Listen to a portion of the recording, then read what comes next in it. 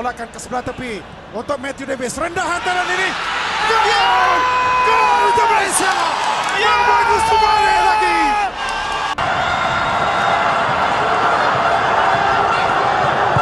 Tirotov looking for Tirotov.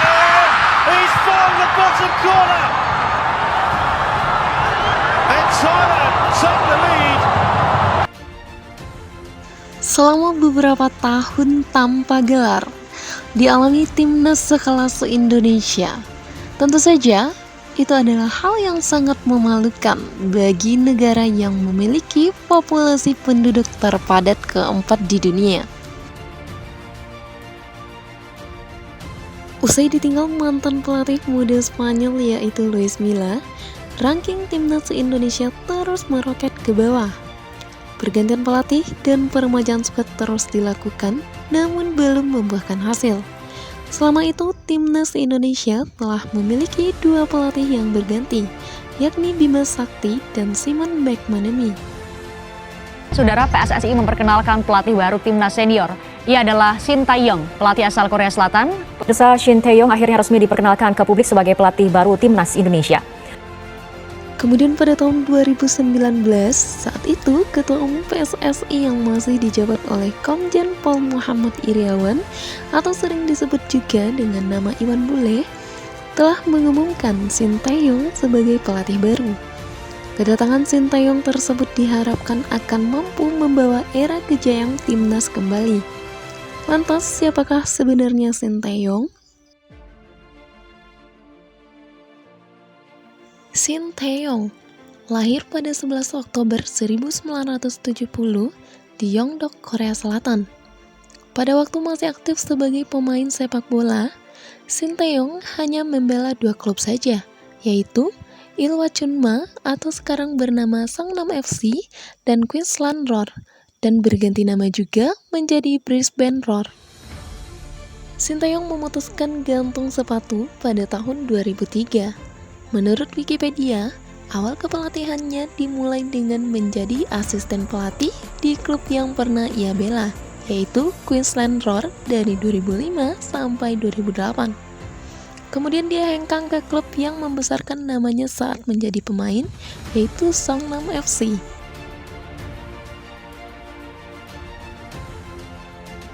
Namun, catatan yang dimiliki Shin Tae-yong tidak terlalu istimewa. Dalam 111 laga memimpin Songnam FC, Coach Shin hanya mencatatkan 36,94% kemenangan saja dalam 41 liga.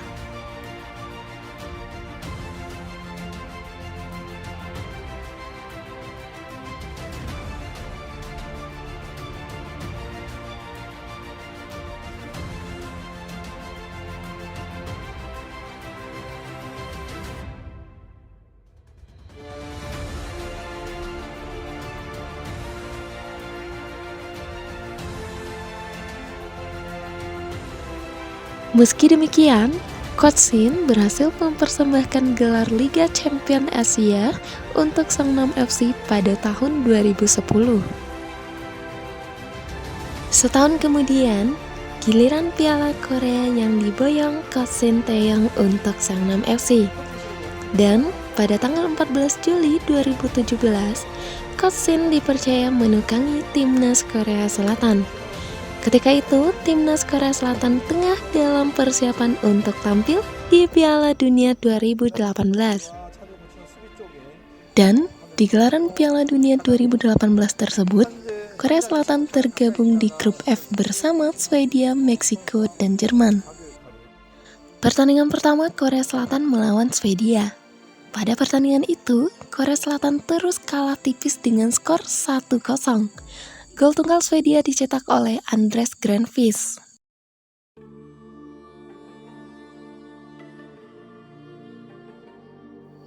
Dan pada pertandingan kedua, Korea Selatan berhadapan dengan Meksiko. Di pertandingan ini, Korea Selatan harus ketinggalan 2 gol lebih dulu lewat gol penalti yang dicetak oleh Carlos Vela lewat titik putih dan Javier Hernandez pada menit 65. Korea Selatan yang berusaha mengejar ketinggalannya hanya berhasil mencetak 1 gol saja melalui Son Heung-min pada menit ke-90+3, sekaligus membuat Korea Selatan kalah dengan skor 1-2. Dan pada pertandingan ketiga melawan Jerman, dunia pun terkejut melihat pada saat tim yang ditukangi oleh Shin Tae-yong ini berhasil menembangkan juara dunia Jerman dengan skor 2-0 tanpa balas. Dan kemenangan ini merupakan kemenangan bersejarah pertama yang diraih oleh Korea Selatan berhadapan dengan Jerman. Dan pada saat pertandingan ini, gol pertama Korea Selatan dicetak oleh Kim Yong-kwon di menit 90+3.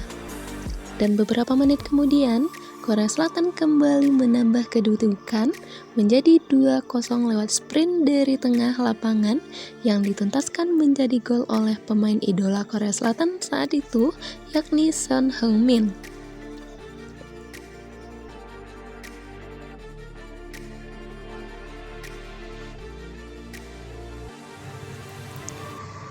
Selepas timnas Korea Selatan menang dramatis melawan Jerman, hal tak terduga pun terjadi terhadap mereka. Bukannya sambutan meriah yang mereka dapat atas kedatangan mereka di Bandara Incheon, Korea, tapi malah hinaan yang mereka dapat. Coach Shin dan kolega malah diserang dengan telur busuk dan bantal guling. Menurut tradisi Korea, melempar telur busuk merupakan tradisi masyarakat Korea untuk meluapkan kekecewaan, biasa ke politisi atau pelaku kriminal. Sementara bantal menandakan kritik kepada seseorang, institusi, atau tim yang kinerjanya jelek. Akibat kejadian tersebut, Coach Shin pun dipecat dari bangku kepelatihan Korea Selatan. Selang beberapa waktu atas kejadian pemecatan itu, Coach Shin melakukan pertemuan terbuka dengan Son Heung-min. Di dalam pertemuan itu, Son Heung-min bertanya kepada Coach Shin, "Saya mendengar Anda akan ke Indonesia." "Ya, saya mendapatkan tawaran dari Indonesia." "Indonesia?" "Ya, Indonesia, saya akan melatih di sana." "Sudah Anda terima?" "Belum." "Tapi Anda harus bekerja kan?" "Ya, saya harus bekerja untuk anak saya." "Semoga Anda sukses di sana." Dan tepatnya pada tanggal 28 Desember 2019 lalu, di Stadion Pakansari, Bogor, Jawa Barat, Shin Tae-yong resmi menjabat sebagai pelatih Indonesia dengan durasi 4 tahun.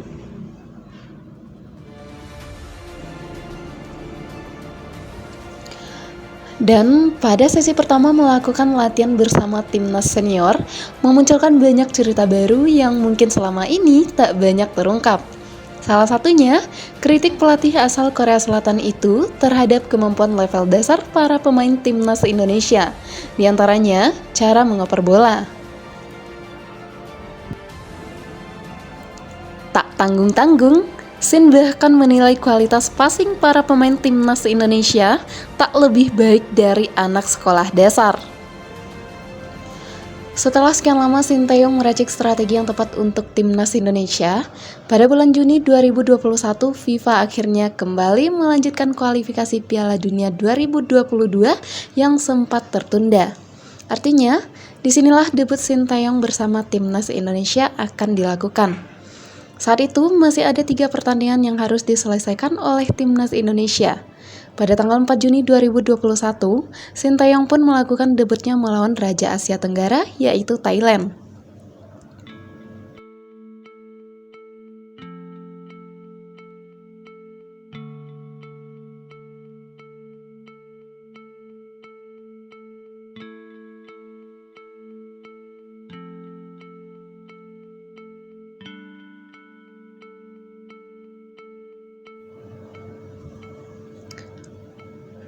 Pada pertandingan ini, Shin Tae-yong banyak menurunkan pemain muda yang minim pengalaman di timnas senior. Dan baru saja pertandingan berjalan 5 menit, kiper timnas Indonesia saat itu Nadeo Argawinata harus memungut bola dari gawangnya.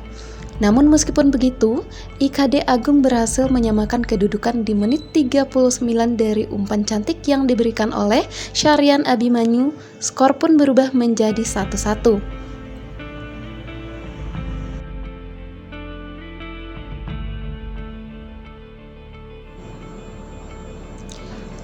Sayangnya pada babak kedua di menit 50, Thailand mampu kembali memimpin keadaan menjadi 2-1 melalui gol sundulan dari Adisak. Namun, perjuangan timnas belum berakhir. Pada menit 60, Evan Dimas pun berhasil menyamakan kedudukan menjadi 2-2.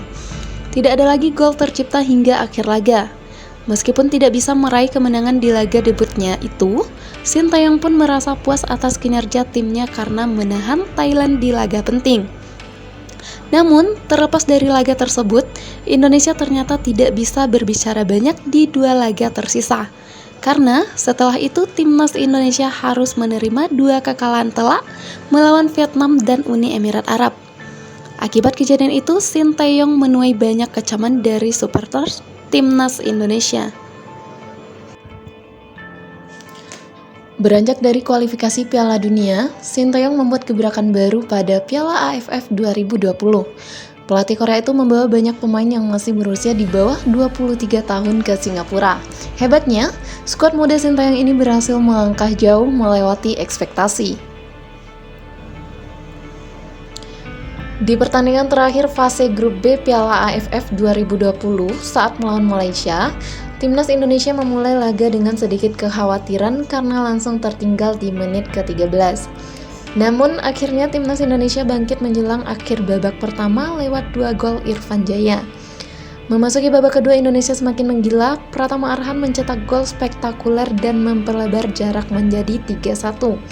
Tidak mau ketinggalan, Elkan Bagot pun mampu mencetak gol keempat Indonesia lewat sundulannya. Dan sampai akhir laga, skor pun tidak berubah menjadi 4-1 bagi kemenangan timnas Indonesia. Dengan hasil ini, Indonesia pun berhak melaju ke semifinal dan berjumpa dengan tim tuan rumah saat itu Singapura.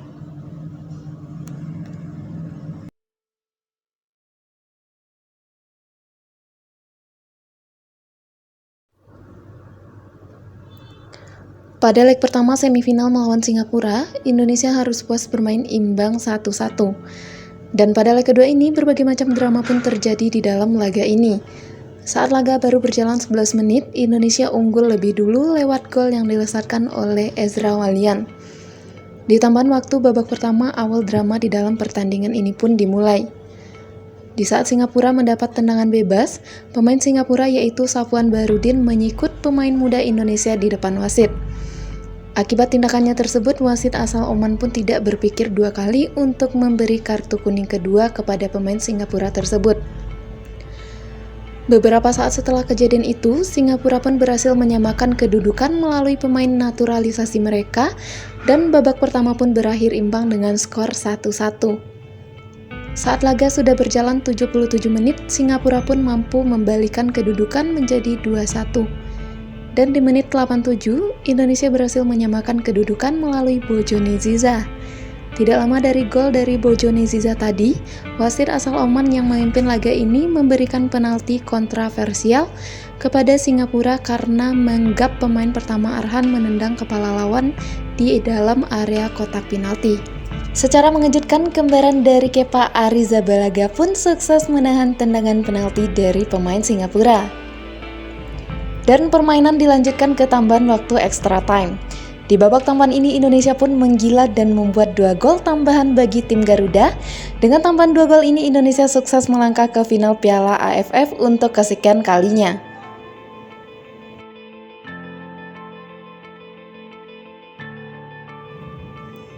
Namun sayang, tim Garuda harus mengakui keunggulan Thailand 4 gol tanpa balas di leg pertama dan imbang dengan 2-2 di laga final leg kedua.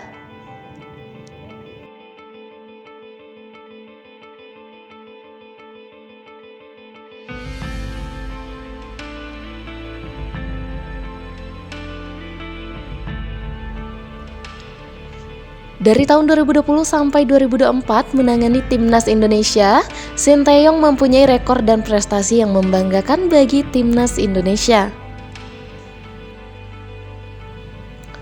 runner-up Piala AFF 2020, perunggu SEA Games 2021, runner-up Piala AFF U23 2023, lolos Piala Asia U20 2023, lolos Piala Asia 2023, 16 besar Piala Asia 2023, lolos Piala Asia U23 2024, peringkat keempat Piala Asia U23 2024. Karena prestasi tersebut, timnas Indonesia mulai disegani di kancah Asia dan ditakutkan di ASEAN.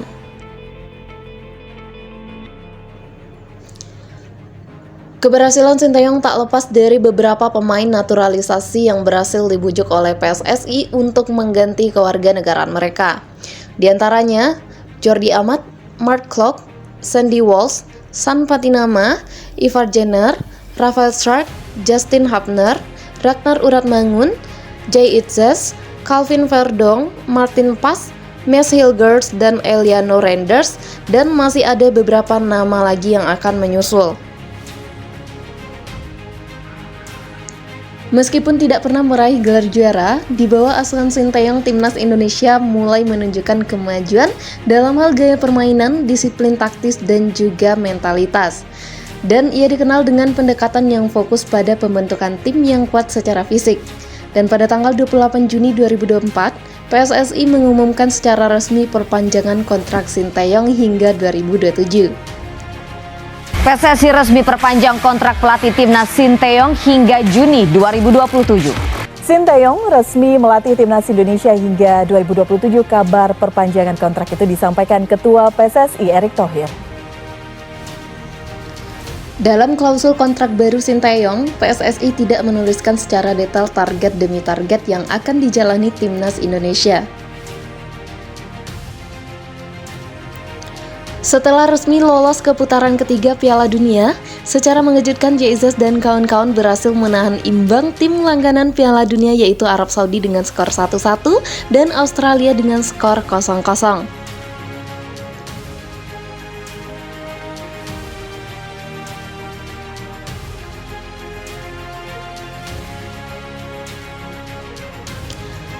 Usai laga itu, Sinteyong menargetkan 4 poin di 2 laga away melawan Bahrain dan Cina.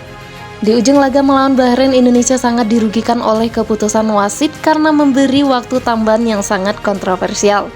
Oleh sebabnya, Indonesia gagal mendapatkan 3 poin tambahan pada laga itu.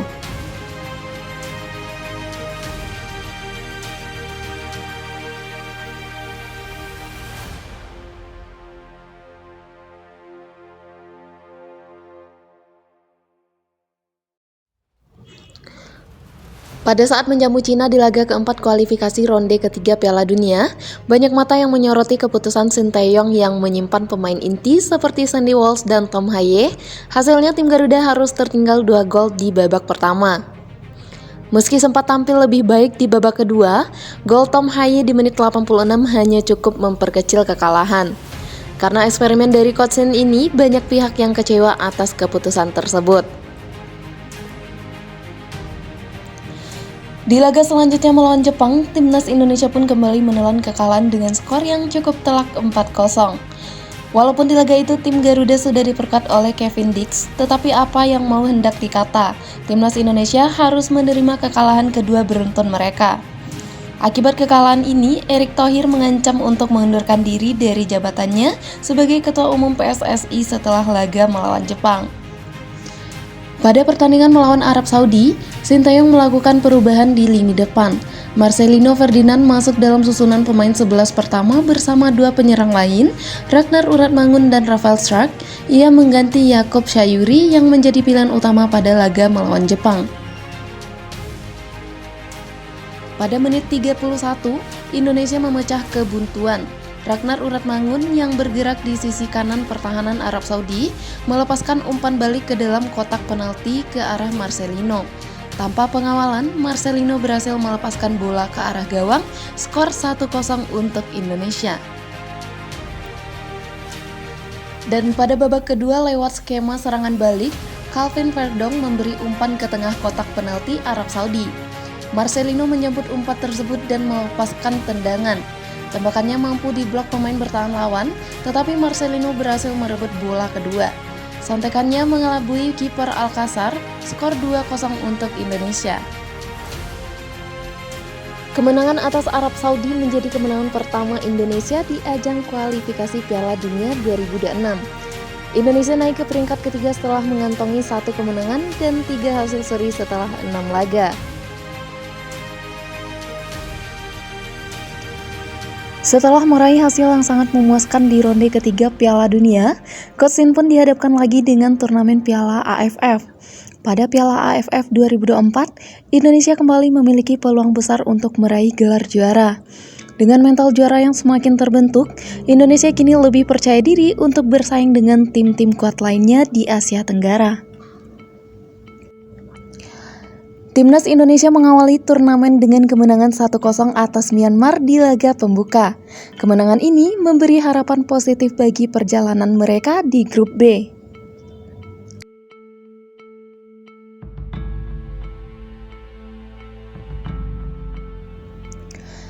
Namun, hasil imbang dramatis melawan Laos pada Kamis 12 Desember 2024 dengan skor 3-3 membuat Indonesia kehilangan momentum. Meski sempat unggul 2 kali, Indonesia harus puas berbagi poin setelah Laos mencetak gol penyeimbang di menit akhir.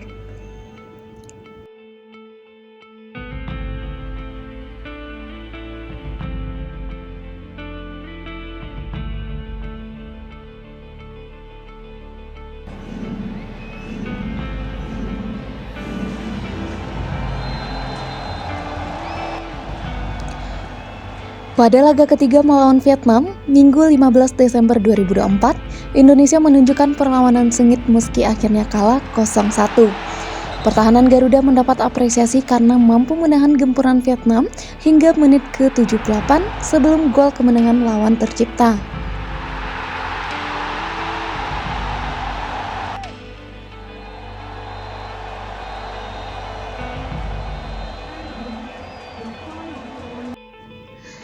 Laga terakhir melawan Filipina menjadi penentu nasib Indonesia.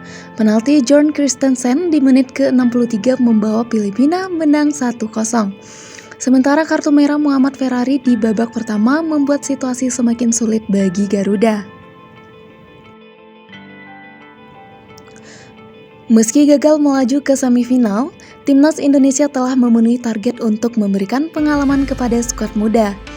Pelatih Sinteyong membawa skuad termuda di turnamen ini dengan rata-rata usia 20,3 tahun. Pemain seperti Arkan Kaka yang baru berusia 17 tahun mendapat kesempatan berharga untuk tampil di level internasional. Setelah gagal di perhelatan Piala AFF edisi 2024, 5 tahun menangani timnas Indonesia, Sinteyong akhirnya harus mengucapkan salam perpisahan dengan Indonesia. Seluruh tenaga dan pikiran telah diberikan oleh pelatih asal Korea Selatan ini untuk membawa Garuda melambung tinggi. Pemecatan Sinteyong langsung disampaikan oleh Ketua Umum PSSI Erick Thohir pada Senin 6 Januari 2025. Ketua Umum PSSI Erick Thohir mengucapkan terima kasih kepada Sinteyong selama menangani timnas Indonesia. Padahal sebelumnya PSSI dan Sinteyong telah memperbarui kerjasama mereka hingga 2027. Lantas, apa sebenarnya alasan PSSI untuk memecat Sinteyong?